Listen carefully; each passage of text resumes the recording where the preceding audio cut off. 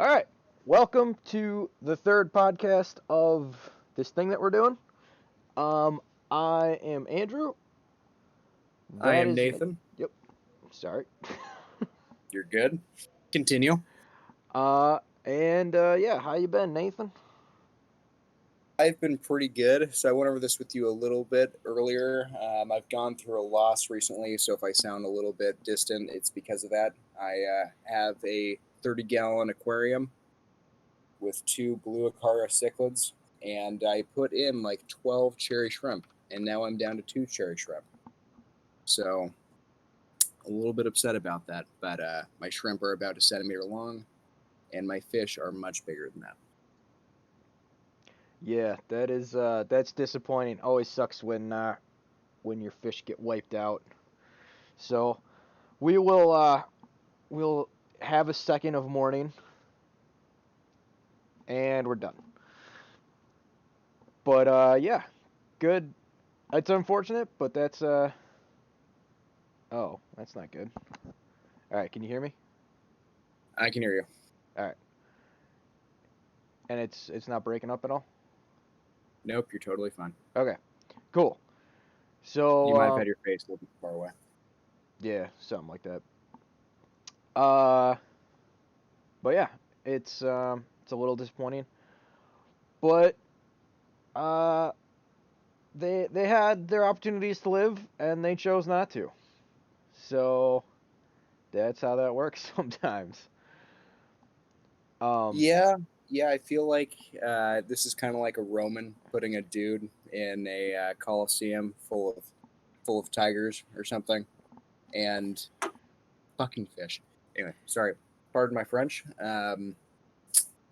Anyway, side point. They're trying to eat my last one of two shrimp there, and yeah, I feel like I pretty much sentenced these shrimp to death, but it was yeah, not intentional. My fish tank is kind of dirty. They keep eating all my snails. I thought shrimp would be better. Shrimp are definitely not better. I'll tell you right now, those fish are one of or I can identify with the fish because I would prefer shrimp over snails. Yeah, yeah, no, I understand that. And I would prefer both of those over their fish food, flakes and pellets. Yeah.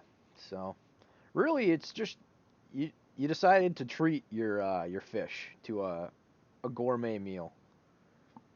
Yeah, quite a gourmet meal. $40 of all you can eat shrimp, apparently. Yeah. And I do like shrimp. Yeah, shrimp are pretty delicious. It's actually a lot of shrimp in human terms as well. You can get quite like a couple pounds of shrimp for $40. Yeah, yeah. I think next time I buy shrimp, I am just gonna buy the cheapest kind of shrimp out there. We're no longer going gourmet shrimp. These were cherry shrimp, nice bright red little shrimp. So they were, like I think it technically cost me about $3.50 per shrimp. Got like 12 of them, so yeah, not ideal. Yeah. Anyway, now that we're up to date on my personal crisis, maybe we should talk about some of the happenings of the world. Yeah. So, uh, Ghislaine Maxwell got arrested. Um, and did that happen this week or was that last week? When did that I arrest happen? believe that was early this week. Was it really? Man, time flies. Um, so yeah, so I guess what one of the big questions is does she have any information, extra information that they didn't already get out of Epstein, and is she gonna end up dead? All Um, right, one sec. I want to point out that CBS News says that she was arrested on July 2nd, 2020. Um, so yeah, that was actually last week. So okay. that's my bad. Yeah. So yeah, but it's not something that's come up in the news very much, and so I thought it might be interesting to talk about it. For those unaware, she was basically Epstein's pimp, as far as I understand it. So she would kind of get the people. She would like curate some of the um, underage people and stuff like that, and then Epstein would would do the arrangements of the sexual arrangements in terms of getting uh, whoever she had acquired and whatever deviant he had found together. So that, oh man, even just talking about that makes you kind of shudder. Ugh. Oh yeah, no, I really have no problem saying that this woman is Satan's left nut, assuming that everything we know about her is correct.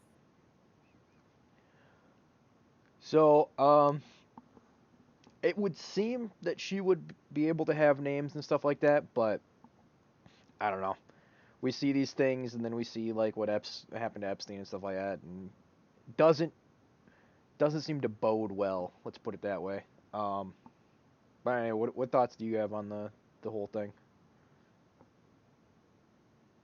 I don't know. I have quite a hard time feeling any sympathy towards anyone who either goes and curates children for abuse or abuses children themselves. Yeah, have quite a bit of a hard time feeling sympathy for whatever happens to these people. At the same time, it would be kind of nice to hear her sing and to hear everything else, everyone that she can throw under the bus.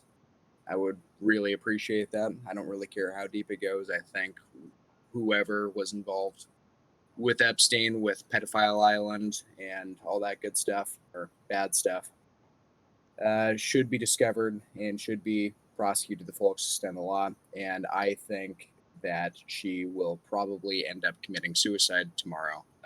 Probably bullet to the back of the head kind of deal. Yeah, and to tie it in with what we talked about last week, it seems like um, someone on the Supreme Court uh, might be implicated in the whole Epstein thing. So that's why we've seen all these crazy rulings out of the Supreme Court recently. The article that I have here says one of the SCOTUS fags is in the Epstein tapes and that were recovered yesterday. I'm sure you can guess which one. The shocking part is the canary is telling the feds a certain nation state has been blackmailing this gentleman since prior to his nomination to SCOTUS. What does this mean? The justice was handpicked at the highest levels specifically because he was controlled by via blackmail, a sheep in wolf's clothing, appearing to be which he is not. Guy's out of the bag, or should I say almost. Uh, Here is the best part. SCOTUS justice on the tape. It is being rumored in the federal court community has sat down with the FBI to roll on previous president and wife in their effort to keep his position or more likely be allowed to gracefully retire before the next SCOTUS term. So, we'll see. I'm trying to remember where that's from. Oh, that's from slash poll on 4chan. But uh, it would explain some of the behavior. I mean, we just saw the Oklahoma thing. Did you hear about that Oklahoma thing? Yeah, I want to say that that's not true, and I've only heard one person talk about it. But wasn't about half of Oklahoma given to the local Native American tribe there? Yeah. So, and I was like trying to remember why this would be the case. I had heard about the case like a long time ago. Couldn't remember why, and then I just came across a Facebook thing as to the reason why. Uh, and I was like, oh yeah, now it all makes sense. Um, and that is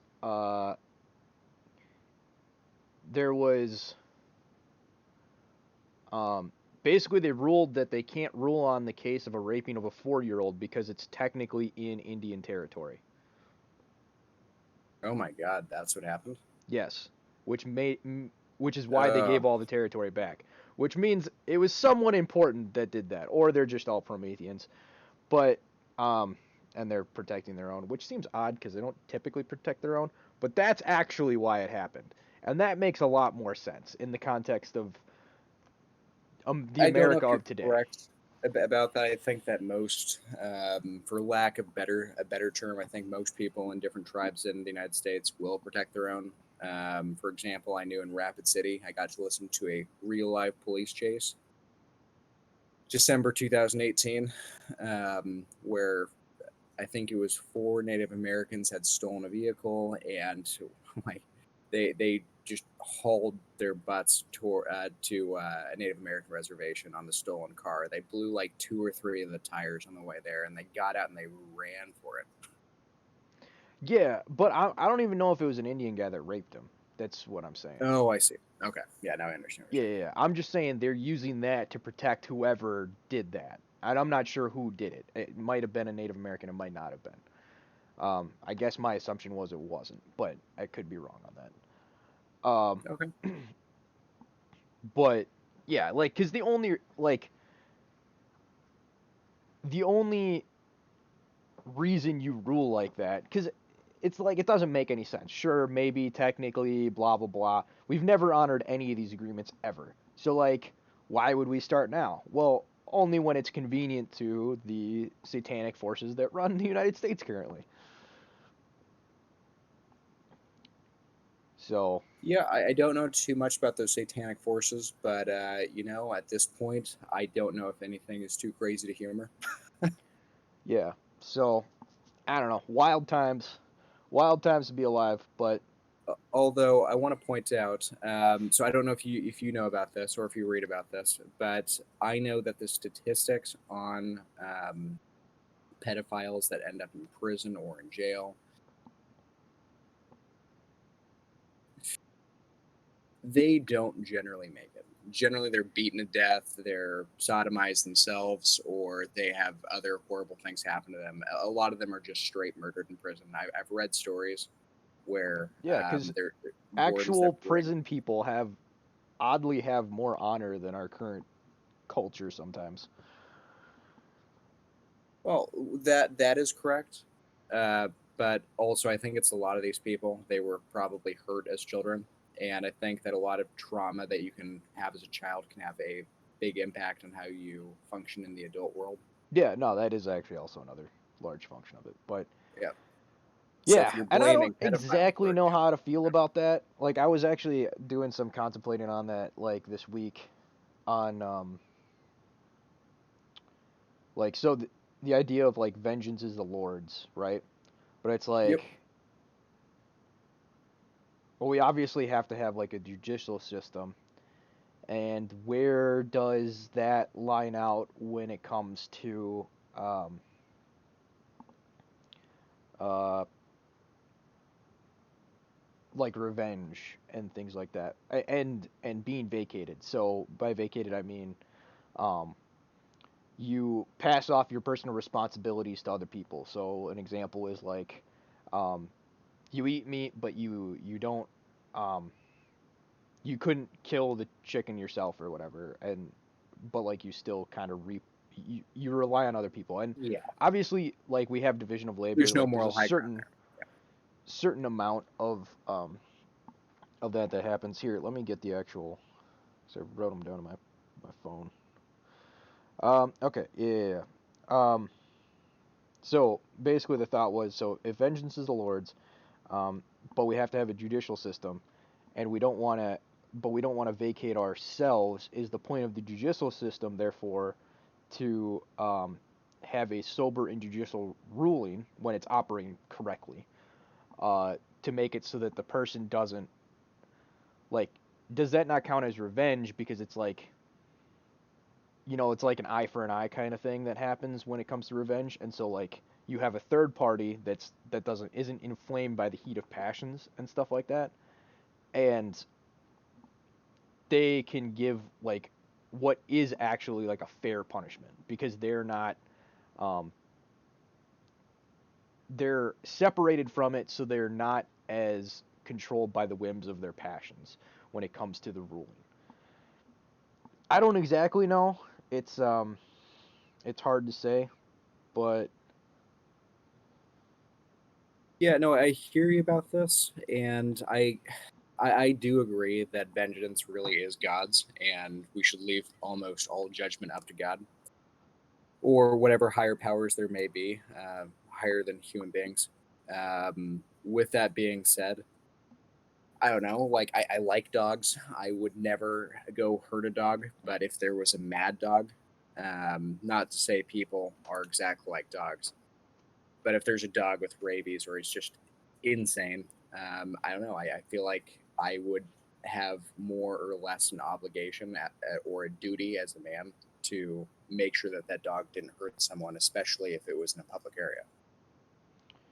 Yeah, no, and I agree with that. And obviously, like when you have monsters and all that with like the pedophiles and stuff like that's not like a whoopsie, right? That's not, oh, I made a mistake or I wasn't like that's Most things can be forgiven. Hurting children is quite a bit of a different thing. yeah. So I don't know. The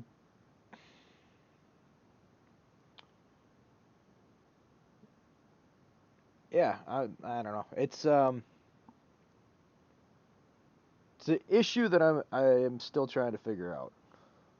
I just Yeah, kind of yeah, no, I started get that. thinking about it the Totally, other day. fully understand.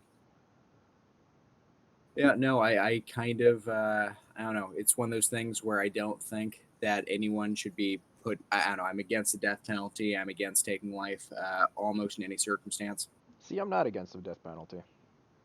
Yeah, I am. I don't really see the point, especially in the United States. Financially, it doesn't make any sense. It costs a lot more money to put someone through our systems with all their different appeals that they can make. I think the average, at least as of like 6 years ago, is something around 20 to $21 million per person we executed, instead of just keeping them in prison for life, which was actually much cheaper. Okay, on an economic scale, sure. What? $21 million? Yep. Seems ridiculous. I guess if you're going that route, then sure. But Yeah, it's not like I don't know if someone is a child diddler, like the theme of this podcast right now, or this episode, yeah, child diddling is bad. But anyway, side point. Yeah, if someone's that, or if someone's a murderer, or if someone like hurts women, or I don't know, is some sort of horrible, egregious criminal, I don't necessarily think that they shouldn't be killed. I just have a hard time saying that the government should be in charge of that, or that man has an inherent right to take another man's life. And I think that vengeance really is up to God. yeah. But I mean, we have to. Basically, if we don't have systems to stop these people, then there is no law and there's just absolute anarchy. And then that says that we don't have the discernment to know when someone um, isn't allowed within society and stuff like that. I guess maybe what we should just bring back is we should bring back exiling people. That needs to make a comeback. We need to have a little island that we exile them to, and they can figure it out. You know, like back in the day, you'd have your small little community, and then if you messed up, you'd just be kicked out of the village, and then you're basically dead, right? Because there's like, well, you don't have walls, you don't have any, um, house or whatever, and winter's coming, and so you got to figure it out. Kind of a passive aggressive way to get rid of somebody, but in theory, if they got the knack, um, they can Yeah, survive.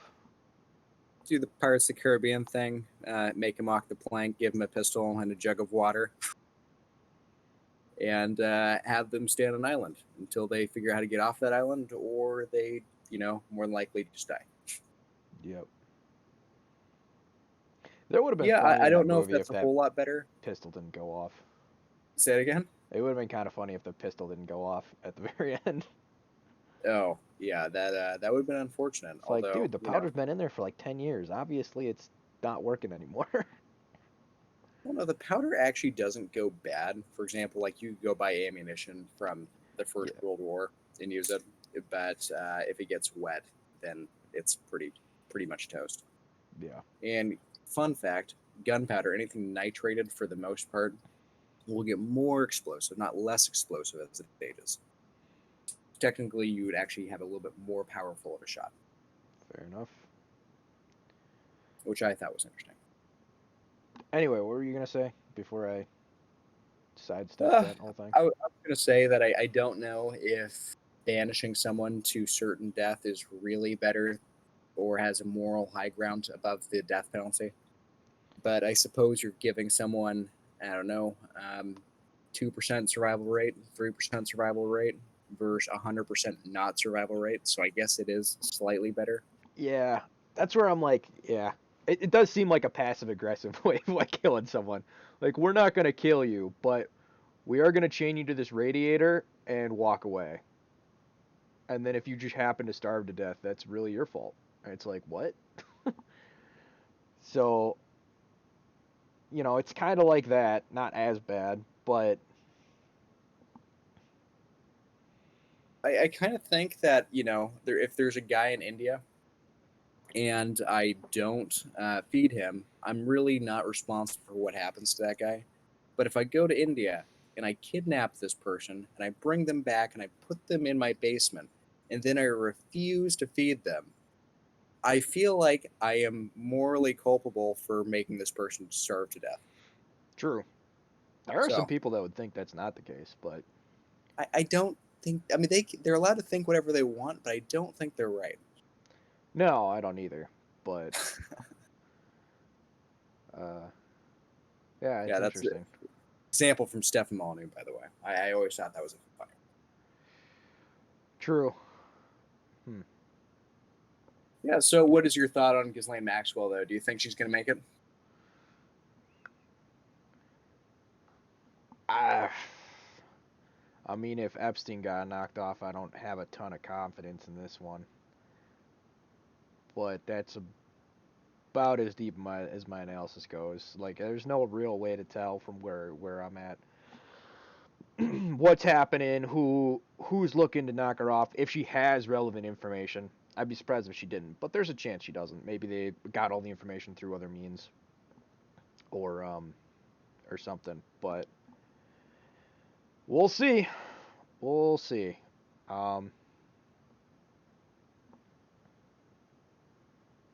No, I wouldn't be surprised if she had already set up a contingency plan, made it so she had some sort of kill switch, where if she was to get in either in danger or if she was to be suicided, that information would come out on a bunch of people.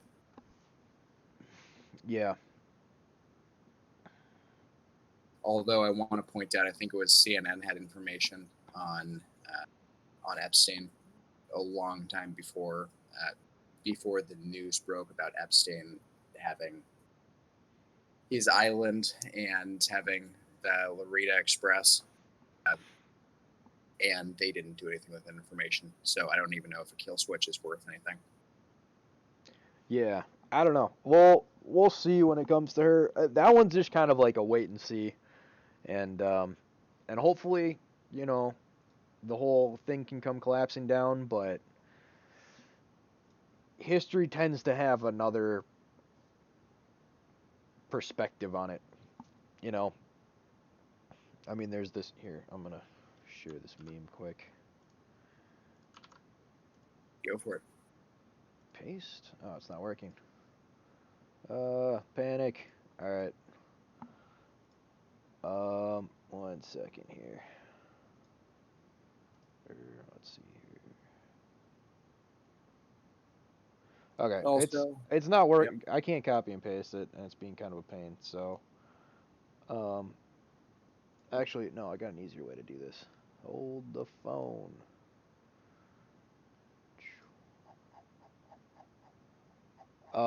Here we go. So yeah, FBI hires top-rated Italian bodyguard, uh, Hiligini Clinton only to protect Ghislaine Maxwell.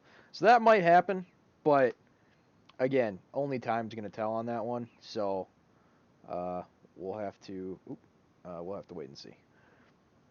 Yeah, yeah, we certainly will. Hi. In related news, I want to point out to everyone that last week, Andrew and I talked about Bigfoot or Sasquatch, as he's often called, and I want to point out that Bigfoot is still definitely real. If I were you guys, which I'm not, but if I were, I would look up the rock apes of Vietnam. In the Vietnam War, American soldiers ran into many of the Eastern Asian version of the Sasquatch, which was smaller, which was still extremely powerful. They threw rocks a lot of the time instead of just straight attacking people. And I think this just adds to my point that Bigfoot is 100% a real thing. And anyone who does not believe in Bigfoot is a silly person. Yeah, I mean, there's also the potential giants that were in Afghanistan. So there's been a giants cover up, and I'm not sure why. Probably because they're awesome or something. I don't know. Short people don't like tall people, and currently short people are in charge for the most part. So, you know, that's probably what it comes down to. Even if you're like 6'2", like Trump is, or is he taller than that? You're tiny compared to the giants, and so therefore, if if height's the thing that makes so you're a leader, if you get rid of the giants, all of a sudden you're the tallest cat. You know, that's that's the real battle in the world is tall versus short.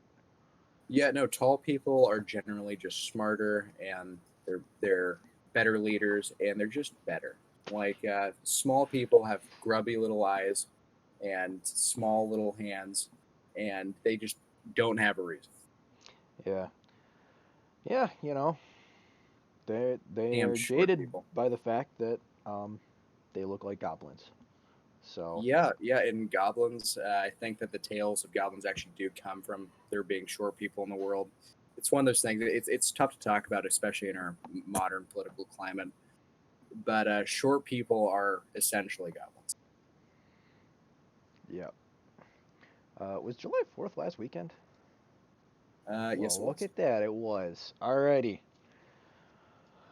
Um, so yeah, so that we'll transition with me asking about that to Trump's July 4th speech, which I What, thought was one sec. Are we done harassing short people here?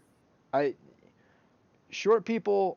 It's never you're really never done harassing short people, but you know sometimes you do have to talk about something else. Okay, all right, that's fine. I would be happy to verbally berate short people more later. How dare they? Yeah, must be this many Rogans tall to ride this ride. Yep, amen. Um, oh, my cat just puked on the stairs. Okay, Um, would you like me to take it from here for a bit? yeah. Talk about something. Trump speech, whatever you want. 1 second. Okay, well, that's a bit of an unfortunate break there for Andrew. Anyway, side point, main point. So Trump gave a recent speech at Roosevelt in front of all of our many dead presidents, or the four dead presidents that we really want to honor. And the speech was, it was okay. It wasn't really exciting. It wasn't too much, in my opinion. I thought it was a little bit boring, um, but it was okay. I thought it was fairly presidential. My favorite part about it was that it was given in front of Teddy Roosevelt, and I really think that this country would do a lot better if we got back to our roots of the Bull Moose Party. I think the Bull Moose Party is probably the best American political party ever made. And I don't know. The couple things I liked about it is he's going to put up more statues. Trump is going to put up more statues of some of the heroes of this country. And I think it's important for us to remember a lot of the men and women who really helped to make this country great. And if we have more people to honor in this country that are worthy of honoring, and we put their faces on our buildings and on our statues, I think that we can have a more firm, more purposeful society. For example, Marcus Aurelius, who wrote the Meditations, the last of the five great Roman emperors, said that you need to have a role model. And this role model does not need to be alive. This role model could be a dead person. It doesn't matter if anyone else knows this role model, but you have to choose someone and you have to live towards being like them. And you don't want to be like someone, but you want to take the qualities that they have and you want to work towards those qualities. For example, one of my biggest heroes is Tervia Belsky, who was a man born in Poland, kind of lived through the Second World War, Jewish. He actually saved a couple thousand Jewish people during that time. Helped go and found Israel. So the reason I like him a lot is because he was very manful. He was very protective over his family, and he dedicated his life just to helping people. Granted, he made some horrible mistakes, but he did a pretty good job for the most part. So I don't want to be like Tervia Belsky, but I want to take some of his qualities. I want to be strong when I am in the face of danger. I want to be able to protect my family. I want to be able to protect my friends. I want to be a good example for other people. And that's really all I have to say about that. I am back. But, yep. All right. So, Andrew, I just told the audience about Trump's speech. I told them about how we really need to get back to our roots of the Bull Moose Party. And I'd be down with the Bull Moose Party making a comeback. Yeah, Teddy Roosevelt, he's my man. And I talked about, the Marcus Aurelius idea of you need to find someone who you want to model yourself after, and you need to look towards these men and take their qualities that you like and practice the way that they practiced. And I said that that President Trump making new statues of some of the great men and women who made this country great again, or made this country great to begin with, is probably, for the most part, a good thing. Yeah, it'll be interesting to see which ones get picked. Most of the people on his list I had no problem with, or I shouldn't say most. I didn't see a problem with anyone on the list. Of like people were like, did they really help shape America? I thought they were good picks. Yeah. Even someone like Amelia Earhart, where she didn't. I mean, her successes weren't crazy to me, but she got people really excited about flying. And I'm not sure what that did, but I think getting people excited about things, whether it's space or aviation or engineering, definitely does help society a lot. Yeah, who is that guy that did like the first transatlantic flight? Dude was a legend. Is he on the list? Doolittle or something? No, I don't think it was Doolittle. He was like super famous, like living legend kind of person, and almost kept us out of World War II. Very fascinating. Charles Lindbergh. Yep, I think it's him. Yeah, no, he was quite a man, although he had his child stolen and killed, which is pretty tragic. Yeah, that was crazy times. All right. But yeah, I thought the Trump speech was very good. Did you? I thought it was pretty boring. I thought it was pretty bland. How so? So he talked.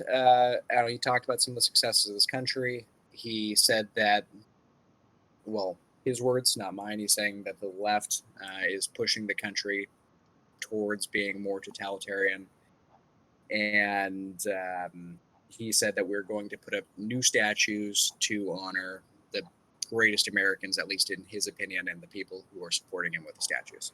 I just didn't find it groundbreaking. I didn't think that he said anything. I don't think he said anything that was that noteworthy. Well, just compare it to what any other politician would have said at this moment.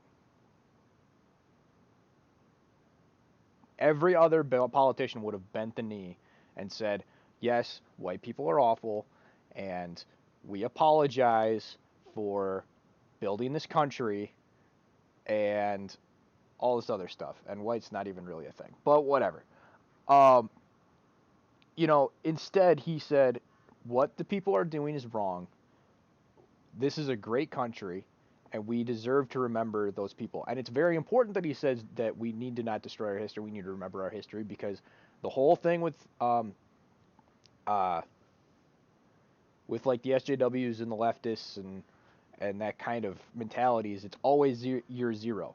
There is no future. There is no past. It's a very 1984-esque working model. We'll call it that.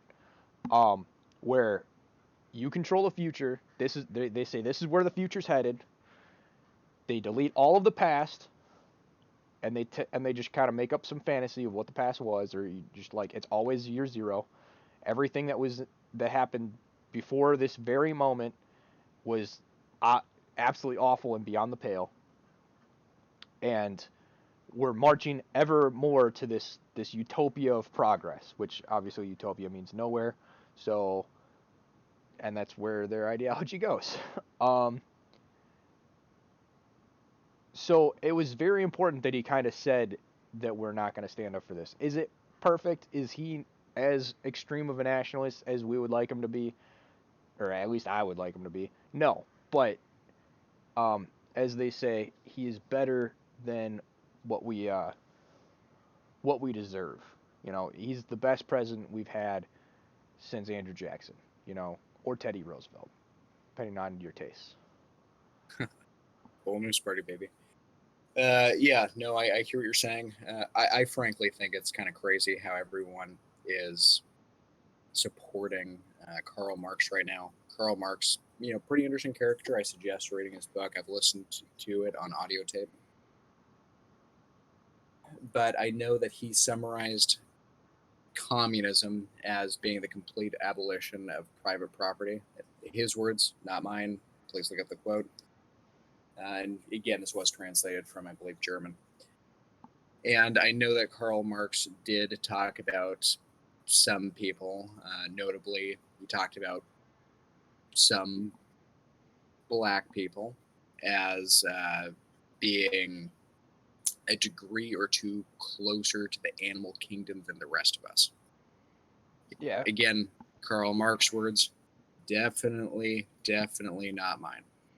But it's very surprising that in the modern day, where we have more information and better tools than any of our grandparents or any of their family members had ever had, we have private property on the rise. I have a supercomputer in my pocket. What do you mean we have private property on the rise? Well, maybe we do not have it going up anymore, but it is obtainable for any person in the West. I don't know about the other places, to get a house or get a car or get a cell phone, to have some very first world tools. Maybe disagree with me about that. The land ownership rate is definitely down. Millennials can't afford houses. Neither can Gen Z. Okay. Gen X could barely afford houses. Baby boomers are the last ones that can actually afford property. And even then, I hesitate to say that they owned property, because they just had to go into massive amounts of debt to get it. And do you really own it then? No. You're just a debt slave now. You're a debt slave so you can sit on your little piece of whatever.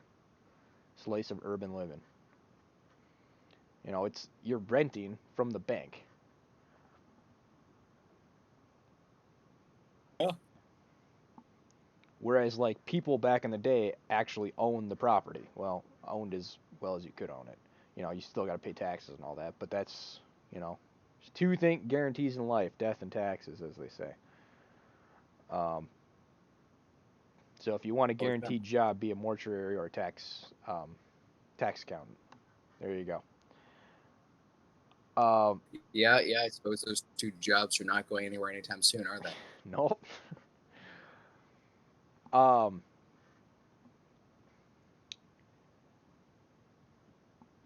What was I saying? But yeah, so just this idea that like private property is like on the rise is just not true. It's objectively not true. Sure, Andrew. But I want to point out, so back in the day, let's say that people owned more property and, or at least they were able to get it from the bank easier, able to get loans easier, all that good stuff, more bad stuff depending on your viewpoint. But today, if I go buy a vehicle, even if it costs twice as much as it used to, one sec here. My car isn't going to last 100,000 miles. My car is going to last 200,000 miles minimum. And let's say I don't have time to go to the library anymore because I'm working more. Well, that's not a big deal because I have a cell phone in my pocket and I can look up anything that my heart desires. I can look up nuclear physics right now if I wanted to, just because I have a cell phone in my pocket. I Yeah, would say that we are the richest generation that's ever lived in a lot of aspects. it was And we definitely have the the internet. boomers. Boomers were definitely the richest. But you couldn't buy as much things as you could with their riches. And we have a Yeah, you lot more could. information available at our fingertips. Okay, so the front doesn't move like all in one go, right? So there's certain little advancements that have happened, but like think about the internet. The reason the internet is so awesome and such a great tool, like it costs almost nothing to get access to the internet, and like information, the price of information has dropped off a cliff, right? It basically costs nothing to get the information that we need, despite the fact Yeah. that college has gone through the roof for no reason. You can get a college Yeah. degree through YouTube videos. Oh, But yes. um And we pretty much did, I think. I certainly did. I didn't actually. But that's neither here nor there. Uh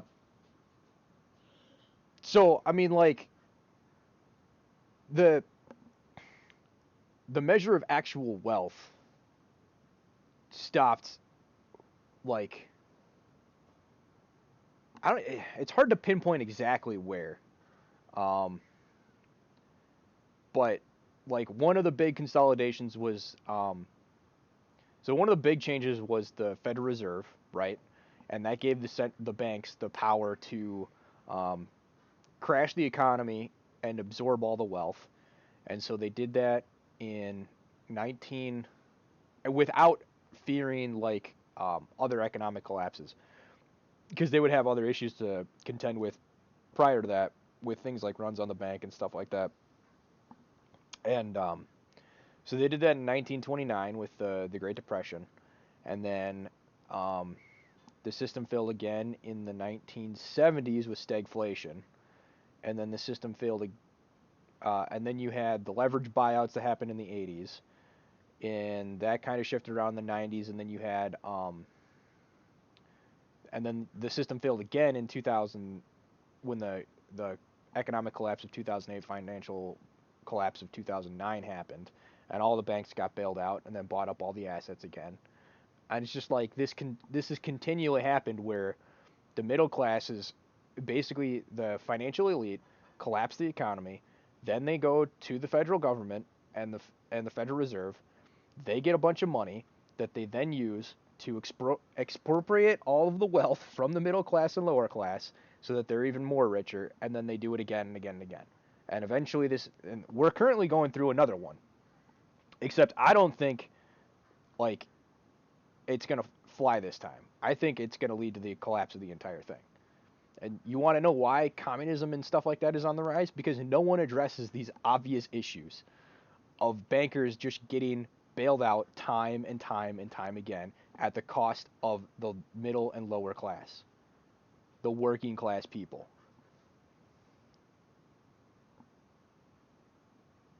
Yeah. Yeah. Andrew Jackson said that, or at least he acted in a way that would suggest that the federal banking system is the federal central banking system is the most evil thing ever. I guess I would need to know more about it, but it does seem that the banking system is pretty messed up in this country right now. Yeah, well, banking in the world has been messed up for a long time because it's based on usury, which is, guaranteed payouts with no risk, right? If you if the crop fail, if you're working a field, right, and you got a loan to get the seed and stuff like that, and the crop fails, you still have to pay the rent, right? You still have to pay that loan. It doesn't matter the fact that the crop failed, Yeah, right? and I want to point out to anyone the act of usury is the action or practice of lending money at unreasonably high rates of interest. Oxford. Yeah. So I don't know, like this idea that we're so rich right now. The only reason it seems like we're rich right now is because we have been selling every piece of wealth and asset that have been built up over the last 100, 200 years of American history and sold it off all to like Japan and China so that we can afford our credit card bills. There's a good book, Why Free Trade Doesn't Work, that kind of articulates this. It also shows why free trade doesn't work. It's a great book. It's by Ian Fletcher. Highly recommend it. It's not too long. It's like 300 odd pages. Okay. Um, but there's only actually. Let me see if I can find the quote in the book quick. Um, nope, wrong book. Uh, Basically, you have three options when it comes to um, if you're purchasing more than you're selling, so that your costs are higher than um, your if you're spending above your means, you can do one of three things. You can lower your costs to meet the demand. You can increase your output to meet your costs, or you can sell off um, set assets that already have like built-in wealth. And this is what privatization is. When they always claim like, oh, we want to privatize things, that's selling off public assets to private firms to for probably a fraction of what their overall actual worth is to uh, make to privatize gains when the investment was a public investment. Well, I hear you about that, but I mean, I don't know. I'm mostly a free market kind of guy, and I generally don't trust the government to do most things correctly. I want to point out in Washington State that the state-run liquor stores for a very long time here, which recently have been uh, gotten rid of. It's all private now. They were selling at a loss. They were losing money on a liquor store. I want to repeat that: losing money while Dude, that must have selling meant your liquor. liquor was cheap as hell, man. I actually don't know, man. When it got replaced, when the laws got updated, I think I was 16 or 17. So I mean, I was way too young to be buying liquor yet, at least legally. But no, the Washington State liquor store was losing money. The I just government don't have. shouldn't be involved in everything. Communism is not the option, right? The Yeah, economic not model having that command communism company. comes up with, but also the economic model uh, of capitalism, which is state enforced usury contracts, is not a good system. There's anarcho capitalism as well, That's but worse. well, you don't have any state enforcement of anything. Yeah, you have private corporation enforcement of stuff. How great is being ruled by Facebook and Google right now? Is it great? Is it grand? No, it sucks. It's even worse than being ruled by the U.S. government somehow. Yeah. I suppose time will let us see that. But yeah, I guess I don't really have much of an argument to that. I actually am coming around to I think that the government does have a role in society. I think that the government's best and biggest role in society is providing confidence to the system. Because if people have confidence to the system, then they're willing to go spend, they're willing to go invest, they're willing to go and put their necks out there. If no one has confidence, then they're not going to do any of these things. Yeah, I mean that's part of it. Like, so the government. Oh shoot, I should actually do some writing on this. Um, So the government needs to exist, but its roles are fairly limited, but they are also very powerful. So, um, so the role of the government um, is defense of the nation. Now, I still believe in the right to bear arms, and you should be able to defend yourself and militias and stuff like that because um, taking personal responsibility is far more effective. And on top of that, um, if you have a nation of arms, no nation can take you over, right? You only lose when you stop fighting, and therefore, if you have a nation in arms that's willing to fight and believes in that that nation wants to exist and be its own nation, there's no nation that can conquer it. Um, Well, we don't need to always be fighting. I mean, Andrew, this is the most armed country probably in the history of the planet. yeah, Everyone, and we don't do a almost good everyone job I of know. stopping the government from doing things. Say that again. And Oh we, yeah, yeah. Well, no, we don't. We don't. But also, most people in this country are individuals. They don't really want to do anything other than focus on their families, focus on their little lives, keep their head down, and make themselves as successful as they know how, assuming they want to do that.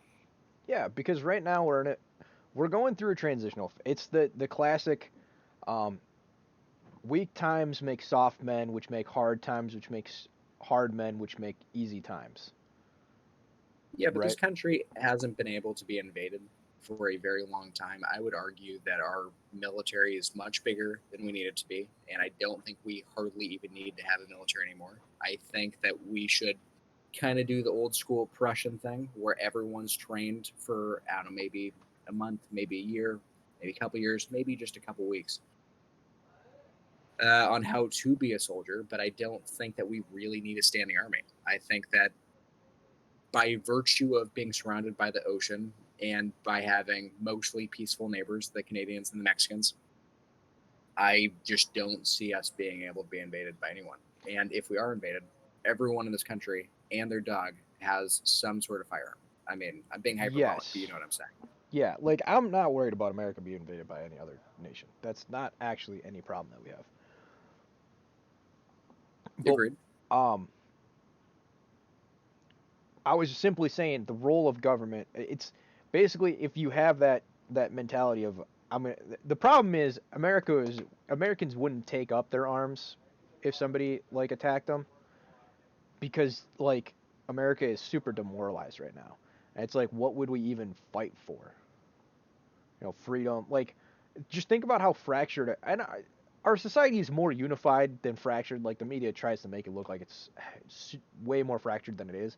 But at the same time, like there would potentially be fighting, but I don't think we'd be fighting for the United States anymore. I think we'd be fighting for um, smaller federations of and uh, and ideologies, right? Like you would have, um, maybe like North Dakota would be fighting for North Dakota, and Minnesota would be fighting for Minnesota and stuff like that. It would be more fractured, and that's probably not how it would fracture up. But yeah. But what I'm saying is the government has a couple key roles, and one of them is the military. One of them is money. And this is I probably have this viewpoint because I live in a modern society, and the state is basically a creation of modernity, um, as we know it today. So it's hard for me not to imagine the state. But like I think money and the government and the military and uh, and a judicial system via contract law, with the exception of usury. See, I'm still trying to figure that part out. Are like key aspects to a government, and then like outside of that, it doesn't need to do anything, or at Yeah. least delegate it down to smaller, more local and community type things. Right? Like I like the fact that there's building codes so that it's so that someone doesn't have we don't I, I got mixed things on building codes, but like building codes help someone who doesn't know how to build a house what things they need to look for to build a house properly. And some of them are probably nonsense, but a lot of them are not. You know, if you follow these, in general, you will have a house that stands and functions. Yeah, no, I hear you, and I think that to a large degree, you're probably correct that it's good to have a bunch of standardized rules for society. That way, everyone makes things to the same degree, and you always know what you're getting and all that. But I just don't know if we should have that enforced through the law or through violence in general.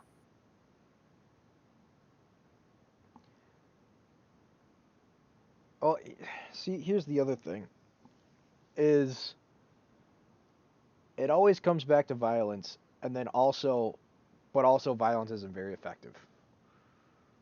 So imagine if you just said no to the government on a bunch of stuff that you're like, I'm not, and then like that obviously, like let's just take face masks because that's a thing that's going on right now, right? Everyone's like, oh, you got to wear a face mask or the government's gonna do stuff to you. It's like, how? What are they gonna do? They're gonna arrest you? They're gonna shoot you? Well, the guy that, Well, that's the natural progression of things. I'm not even joking. but like, you got to remember, the person that's gonna shoot you or arrest you is still a person, right? Are they really gonna shoot you over not wearing a face mask? Like, They come on. kill you over a $20 counterfeit bill. Well, that there's a why were none of those people wearing face masks? I don't know. That's probably the real reason why they're being prosecuted right now. But I just want to point out that there definitely are situations. There are some pretty crazy situations that do happen where people get killed over virtually nothing. $20 is nothing. We both know that. Yeah, I realize that, but like that entire thing was, you know, it was the show to get everyone riled up, right? Whether or not it actually happened or not doesn't matter because it just needed to get people riled up so that the looting and the stuff would happen, and it worked, right? And Yeah, I mean, I'm if it not saying was there some aren't mistakes, elaborate, but like, but and also look at the reaction that happened, right? Okay, there was, and then like the police were not allowed to enforce any of the laws, and cities got absolutely destroyed. Okay, so like there are ramifications for just jumping to violence right away. So and yeah, generally how violence begets violence. Yeah, yeah, and generally what happens is as like unless you're going to just use overwhelming force in a very short period of time to completely squash the insurgency or whatever as it would be, then it's going to spiral out of control inevitably, and the you're just going to have to let it go. And it's like you got to pick your battles, right? Sun Tzu, you got to pick your battles, and the government knows this, right? The people that run the show know this. They need they need to figure out which battles they're going to pick, and things like enforcing face mask laws is not going to be one of them. They might say we're enforcing this, we're going to fine people like $1,000, and then all you have to say is, oh, I'm not enforcing that. And then, like, what is the police officer really going to care? The police officer doesn't want to wear the face mask. He's like, all right, I'll let you go. I don't really care that much. I mean, just think about the times that a police officer, like, will pull you over for speeding, and then, he's like, you're like, sorry, officer, I didn't realize I was going that fast. And he's like, all right, I'll just give you a warning. Right? They're human beings. They don't really want to, like, slam you with, like, speeding tickets and stuff like that if they don't have to. They're just guys doing their job. They understand that when they're not on duty, they're speeding all the time too. Then they're like, all right, fine. This guy seems like a reasonable person. I'm gonna give him a pass. yeah. You might be right for maybe 50, maybe 80, maybe 90% of the time, but there are a lot of people who are happy to just kind of be jerks. I mean, the KGB was a real thing. The KGB was a bunch of bad guys, and I don't think that we're inherently that much different from the Russians Okay, sure, but as a whole. what is the KGB's most powerful weapon? Fear. Exactly. So if you just stop fearing the KGB, there aren't enough KGB to actually enforce it. Yeah. Actually, what's his face? Alexander Stoltzknitson. Oh, what the hell? I can't say his last name. But no, Schultz-Niskin, I think. yeah. Well, that man, he said that had the Russian people stood up to the KGB, that they would have, in his words, not mine, they would have ground the machine to a halt. And had they known what was coming for them, they would have waited in the hallways with, I think it was clubs and hatchets. Yeah, but So, I mean, this is yeah, one of the key reasons that morality is so important, right? Because a moral people, they know their lines, and they are like, all right, like if if this and they can logically deduce, all right, if this happens, then this happens, then this happens. So I have to draw the line here because the ramifications for it are much lighter, and then we prevent it from being over here where there's going to be a bunch of bloodshed and people are going to get arrested and there's maybe some camps and stuff like that. So, like, that's why morality and stuff like that is so important. That's why I was so disappointed when all the churches closed because they were supposed to be the moral bulwark that pushed back against government overreach and government tyranny. And instead of doing any of that, they all complied, outside of like a couple cases. church, I think, is a very weak institution nowadays. I don't see strong people in the church for the most part. Yes, it is very disappointing. But it's happened all throughout history. Like Jesus talks about the Pharisees all the time, and that's what most churches are filled with nowadays. Yeah, sure. I mean, I'll give that. I think you are correct about that. I don't know about the temples. I don't know about the mosques. It seems like the mosques do a little bit better than the churches do for resisting a lot of this government overstepping. Well, I'm not sure about the temples though. one of the bonuses that Islam has is they're very rigid in what you have to do. So this has been a positive and a negative. So because it's so rigid, it makes it so that you kind of have to go through the motions, and that can be a positive and negative. So I've seen it be a positive in my own life, where sometimes when I'm praying and stuff like that, like I feel like I'm just going through the motions. But the thing is, especially when you're discouraged and stuff like that by the devil and or just other things, just falling short of what you kind of expected out of yourself. Um, it definitely feels like you're going through the motions, but sometimes going through those motions or whatever, it as long as you don't break the chain, it gets you back to where you need to be, right? You know, you don't feel like going to the gym that day, but you decide to go anyway, and you don't really get a good workout in, but at least you kept going, because if you didn't go, then you wouldn't go the next day, and then it spirals out of control, right? And so that's one of the bonuses that the Muslims had. You have to pray 5 times a day and face towards Mecca. You got to do this, you got to do that. Like, it's very strict.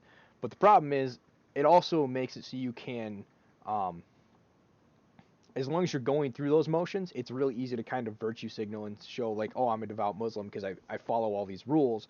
When in your heart, you don't really care about all that stuff. You're just doing that so that you're seen as part of the in group and things of that nature. So it's got its bonuses, it's got its minuses, um, but that's kind of my perspective on it. Well, I guess I don't fully understand. So you and I used to work together, right? And I wouldn't go to you and virtue signal by saying, "Hey, I did my job today." Right? That would have been completely ridiculous, and I would have rightfully been mocked. If a Muslim goes and does everything they're supposed to do, and they say, "Hey, I did the thing I was supposed to do," I don't think that's really virtue signaling. Or are you talking to people, or are you saying they would be virtue signaling to people of different faiths? No, it's like it's the it's outwardly doing uh all of the things that make you so a good example is um the story about like the tax collector and the Pharisee that go to pray or whatever at the temple. Oh yeah, yeah. And so like the Pharisee's like, "Oh, I'm so great. I'm so glad that you didn't make me like this tax collector or all these other people." And you know, and it's like getting this world reward. Like, "Oh, I pray 5 times a day. I tithe." It's like but like Okay, in yeah, I see what you're saying. his Yep. outward appearance makes it seem like he's a very holy person, but then in his actions behind closed doors belies that fact. Yeah. No, I understand what you're saying, and Yeah, no, I understand what you're saying. I think you are probably correct. I would need to know more about the Muslim community as a whole, but I think that it would definitely open them up to that sort of behavior. I mean, like it's a behavioral pattern you see all the time. It happens like you have them all the time in Christianity. We call them churchians, where you know they'll deliberately try to they basically act like the Pharisees, and they're like, oh, I'm so holy, and and they'll use like try to use scripture out of context to try to ram forth various agendas and stuff like that, and it's just nauseating. Um, Oh yeah, it's very but frustrating. yeah, I am holier than thou, Andrew. that's what some people think. Well, I know it, so. Yeah, I mean, I'm not gonna lie. Like, I was thinking about this yesterday. It's hard to like. It's a minefield out there if you're trying to truly be. But like, it makes it. It's kind of a fun game in a sense, or it's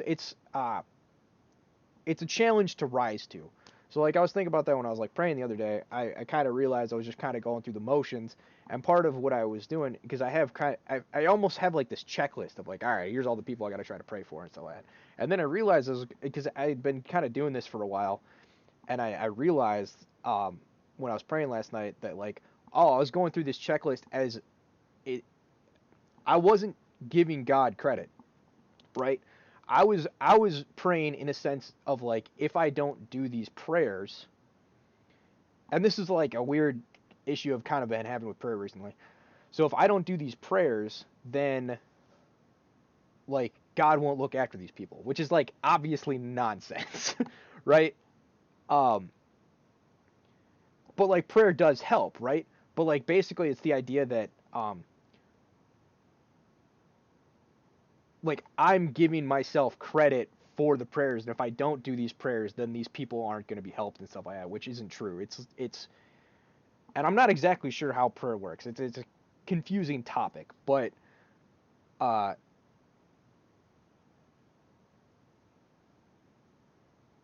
it's basically I needed to accept the fact um, that God will be there for them and God will help them no matter what. And my prayers don't ultimately matter, but it is important that I do it.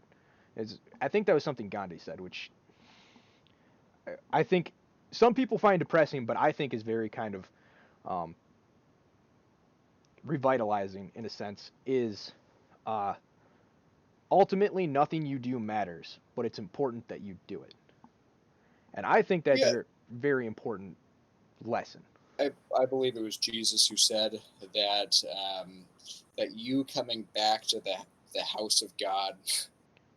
I'm paraphrasing right here, so I'm totally going to butcher this. But you coming back to God is the equivalent of a woman, finding a couple small pennies in her house, right? So something that's essentially worthless, and then she'll call all of her friends over to show all of her friends that she found her very small pennies. And what I got from that is, God doesn't need you. God would like to have you. You're great, but at the end of the day, you choose to be with God. God doesn't. God is almost indifferent towards it. I'm not sure if that's the correct way to interpret that story. Yeah, um, I would say it a little differently. Like, God wants you to be with Him. It's like the you can lead a horse to water, but you can't make it drink. Like, God Yep. wants you to drink the water, but He's never gonna make you. And that's where like the story of the prodigal son really embodies that, right? He ran away, but then he was really happy that he came back. And then the other son that had never ran away felt like slighted, and it's like because it's like, oh, you gave away like um I don't get to partake in the same joys and stuff like that. It's like, well, he came back, and it's not that I don't love you, but you already have inherited the kingdom. So like, what are you mad about, right? Like you didn't even like some people kind of have this idea of like, oh well, if I can be forgiven at the last second, like I should just live a degenerate life and then at my deathbed say, "Oh, I'm sorry," and then just get into heaven. And I don't know if that obviously can work based on the story of Jesus at the cross with the two other sinners, and the one saying, "Remember me when I come into your kingdom," and he's like, "You will join me in heaven." Um, but you know, what people don't see is like all that they gave up, right? So it's like, okay, I was able to live a degenerate life, and then I still ended up in heaven. It's like, yes, but you missed the opportunity to live a good moral life, and a good and and that's the best life you can live. And that's kind of the deception that the devil plays on us all the time. Is this idea that the degenerate lifestyle is the way to go. That it's going to be way more fun. And for a little while it is fun. You know, if the devil didn't have anything to actually offer, nobody would do it. Um, Yeah, no, sure. I mean, Brave New World, there's all sorts of crazy fun things you could go do, but they're soul crushing and they're soul destroying. And I understand what you're saying. Yeah, and so like you gave up the opportunity to have a family, to have grandchildren, to have those people around you as you passed, and like that to me is like got to be one of the saddest things. Um, Yeah, out of time. is well, and just like those people that are sitting there in like a nursing home or somewhere, and they're just like they don't have any family to come see them. Nobody wants to come say because they didn't have a family, and it's I just can't like, imagine a worse hell to be in, yeah, that would be being alone. pretty awful. So yeah, really need to work on that wife and kids thing. Really need to work on that. Yep. Yeah, I do too. I don't know. Andrew, we're both pretty smart. I think we should make some sort of scanning device. We can go and scan people's brains, and then have kind of like a Tinder app, right? Where you just say, hey, you match exactly to this person, and bam, get married, have kids. You don't even need to go on a first date. You're already ready to go. So basically, what you're saying is we should just bring back arranged marriages. Kind of, but also where we scan people and we make sure that they're definitely compatible They with each didn't other need to first. scan people back in the day, and they made that shit work. So I don't know. I mean, kind of. They kind of made it work. They look at the civilizations they built. I Okay, think it goddamn it. worked. I am not prepared to debate about this. Like, yeah, I mean, I understand what you're saying. So I don't know. All right. Well, we got quite off topic. Okay, Nate and Andrew, 2024, make arranged marriages great again. I'm down, man. I'm down. Okay, good. Um, we should have state sanctioned arranged marriages. Yeah, no, we got off a little bit off topic there, but it's not too bad. It was a good conversation. Do you want to skip ahead to the shooting at the Marine base, or what do you want to go to? Yeah, I'm down with that. I didn't hear about that, so you're gonna have to fill me in on what happened. Okay.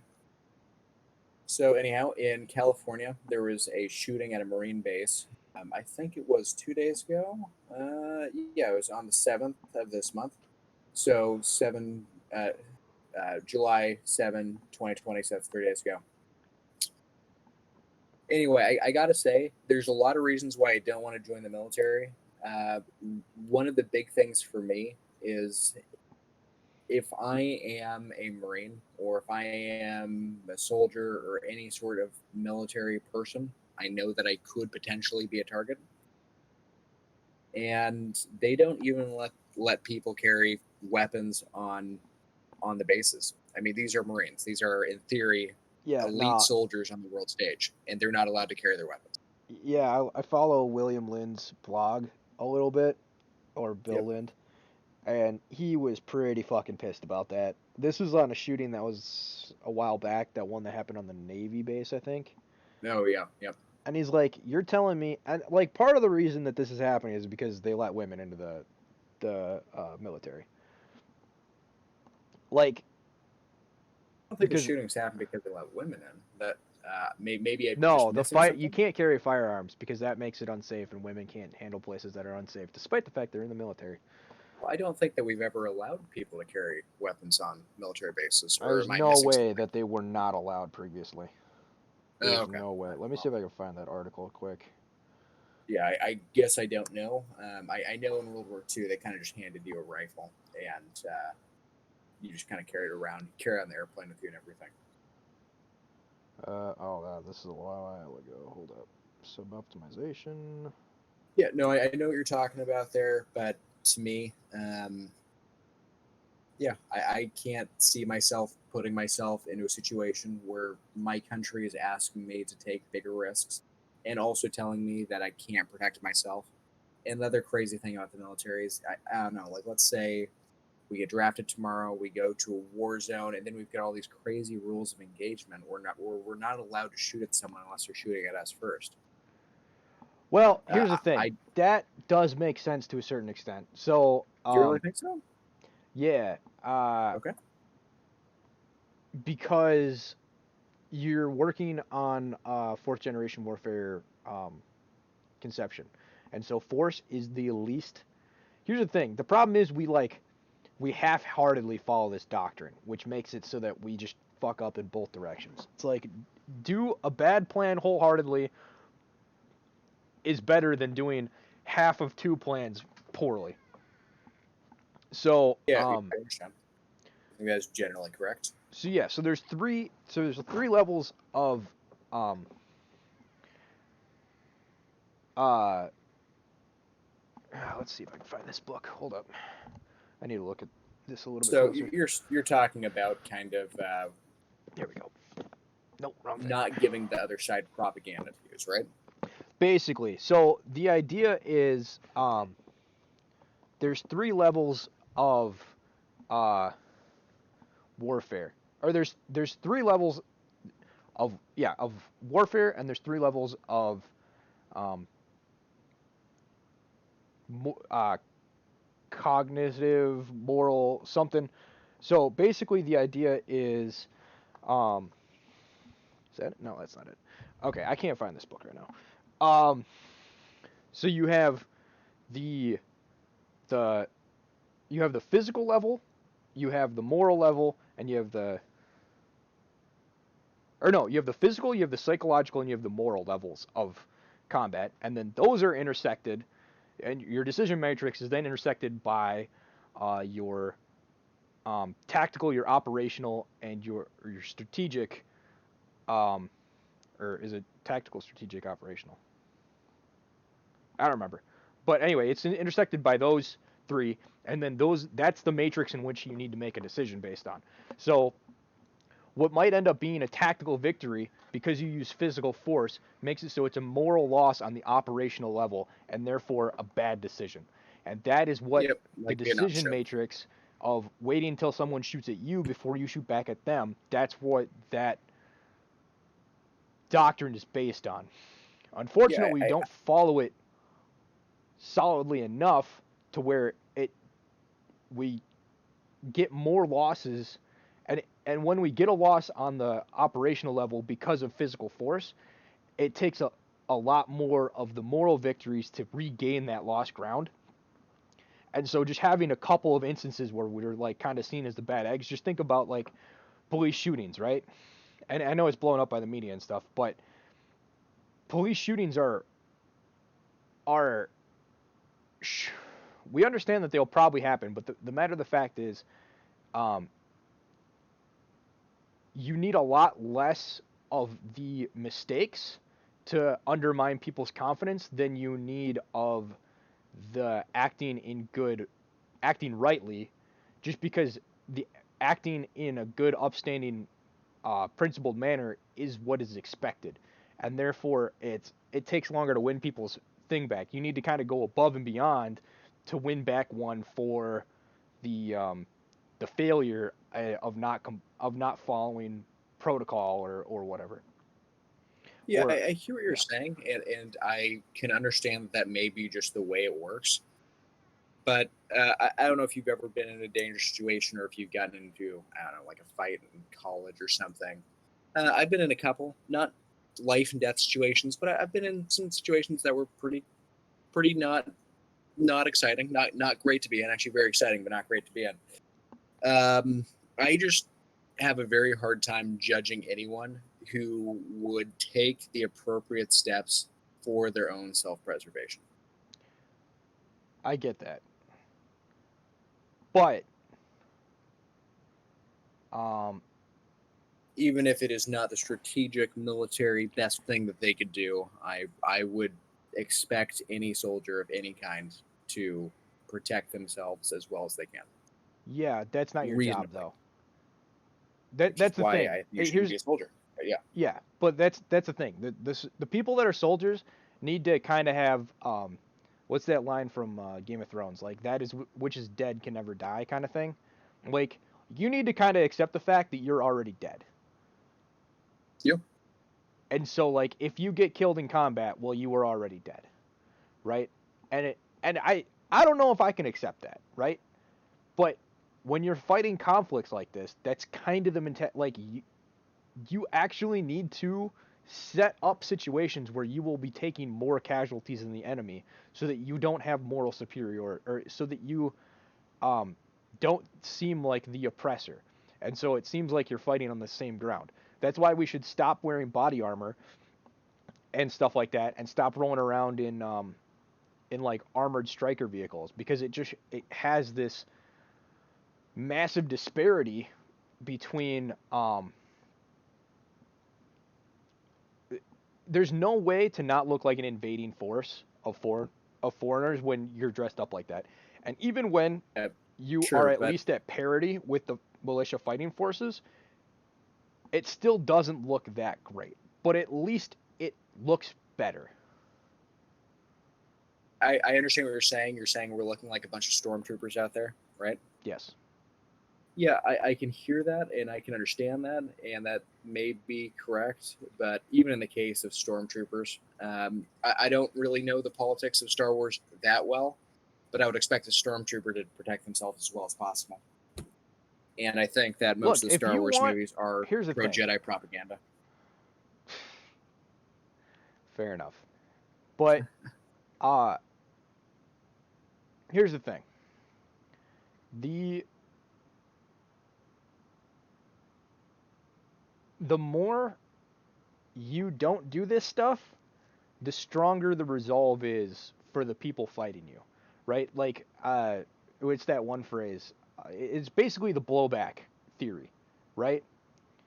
For every person you kill, you create 10 more insurgents.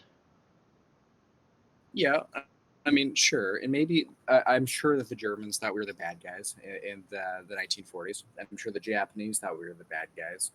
I'm sure that the Vietnamese thought we were the bad guys, but we ended up crushing, or I guess not the Vietnamese, but the But that was a Koreans. war. That was a We ended up completely different war. That because you're war saying was it's just third generation. yes. And also, if the German people had decided that they didn't want to be occupied, like the French decided they didn't want to be occupied, there were saboteurs running around all over France, blowing up stuff, stopping factories, doing a whole bunch of like stuff, right? And I'm sure that was the case in other areas within. I mean, on the Eastern Front, there was a bunch of crazy shit going on because you had some people that were like militia fascists, and then you had militia communists, and then you had militia separatists, and it was just the Eastern Front was a mess. Um, and so yeah, there's no real great way to fight those wars when you are a military. And so if the Germans had decided that we're not going to accept this and we're going to keep fighting, but by that point the German people were basically starved to death and their spirit was broken. Their morale was broken because that's the thing that ultimately wins wars. As long as the fighting troops of the military of as long as the infantry still have morale and a willingness to fight, they will win, right? Right now in Afghanistan and Iraq, they have morale and they want to keep fighting. And the more we just keep basically beating up a child, which is kind of the dynamic when a giant state comes up and destroys a bunch of militia people, the more that keeps happening, the more the morale of the United States soldiers are going to be broken. And the less effective they are going to be when it comes to even traditional fighting of like third generation warfare and stuff like that. Which is why It's one of the reasons that Martin Van Krevel's concerned about the Israeli Defense Force, because he's like, well, we keep beating up on these militia people, and it's deteriorating the overall effective fighting force because it's lowering the morale of the troops, and that way, when an actual big conflict comes in, we might just get rolled. Does that make sense? Yeah, no, that does make sense. I mean, I've read a lot about the Germans fighting on the Eastern Front, and I know that their morale was rather low almost immediately. Because they're shooting dogs, they're having people jump out of holes to get them, and there's like German tanks that are blowing up just tens of Soviet tanks. The Soviet tanks keep rolling out, and they're just demoralized IL, but their victories speak for themselves. Like the Germans were a far better fighting force than the Soviets were, and I can understand how demoralization is bad, and I don't think there's any argument with that. But I don't think it is everything. Just because, by virtue of numbers, the Germans did much better than the Soviets did, if the numbers are to be believed. Yeah, but that's the thing. Like, so they expected,